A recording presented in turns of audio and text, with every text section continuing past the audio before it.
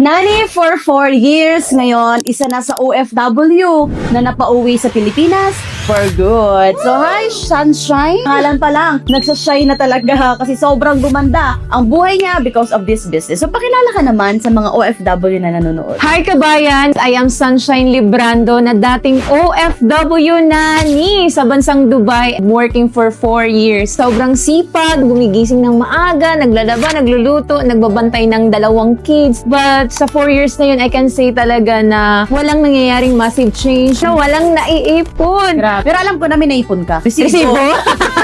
Pangarap mo mag-ibang bansa. Yes, kasi anak ako ng OFW. Oh. So, ang na-inject sa mind ko is mag-OFW talaga. Akala ko na OFW is the key lang para kumita ng malaki. Dati pa lang, 16 years old pa lang ako, I really decided na by 23 years old, so yun mag-OFW yung na vision ako. mo. Kasi yun yung na-inject sa akin ng family ko. Kasi for sure gusto lang din nila na mabigyan ka ng magandang buhay. Yes, Na kesa nasa Pilipinas, sabi nga, ng iilan. Pag sa Pinas, wala tayong pera dyan, kaya mag-abroad tayo. True. Diba? So nung nandun ka na, kumusta naman? Ay, grabe. Sabi ko, hindi ko to in-expect. Pagdating ko sa abroad, ibang-ibang yung buhay. Kasi first time kong mag-alaga ng baby, first time kong mangamuhan. Kasi dito sa Pinas, hindi ko naman siya ginagawa. Pero nung dumating ako doon, wala na akong choice kundi gawin yung trabaho ko, sipagan, yes lang, no? Baga, parang naging robot. Parang I can say na control nila yung buhay ko. Then dumating ako sa point na ayaw ko na na laging akong kinokontrol lahat. Wala akong time freedom. Bawat galaw alam nila.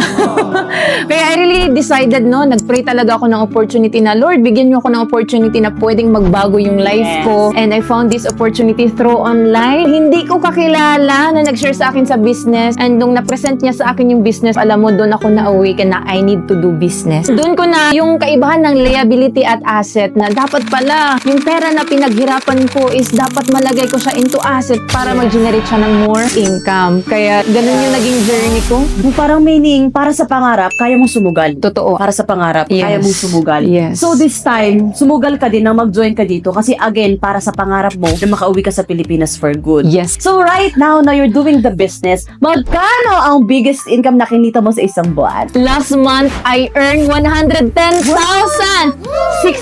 pesos. Wow, ang galing. Magkano sahod mo doon? I'm earning 27,000. 27,000. So Per meaning, per month bilang nani sa Dubai. Yes. So per month, 27,000 to now here doing the business online, kumita ng 110,000 pesos in 1 month. So parang nag-times 5 yung kinita mo Yes, dito. abutin siya ng 5 to 6 months na pagtatrabaho sa abroad. Pero ngayon dito kinikita mo na siya. So anong message mo sa mga OFW na nanonood right now na gusto rin sumubok? I can say, grab this opportunity right now. Mag-ask ka lang ng how, be humble. Mag-ask, ano ba yung business na yan? Kasi for sure, nag-pray ka din talaga ng opportunity and this is it. Ang opportunity na to, ang naging answered prayer sa buhay ko. So, grab this opportunity. Magpag-guide ka, lalo na kay Ana na talagang nag-guide sa akin since day 1 no nasa abroad ako up to right now na nakauwi for good. And kung ano man nangyari sa akin, ano man yung naging resulta ko, definitely and possible din ito din yung mangyari sa'yo once na mag-decide ka right now. Yes! So kabayan, alam ko, nandyan na sa heart mo na sige, I want to try, susubok ako, and I tell you, kung ano nangyari kay Sunshine, possible din na mangyari sa'yo. So by the way, I'm Ana Rose Argawanon. To know more about our business,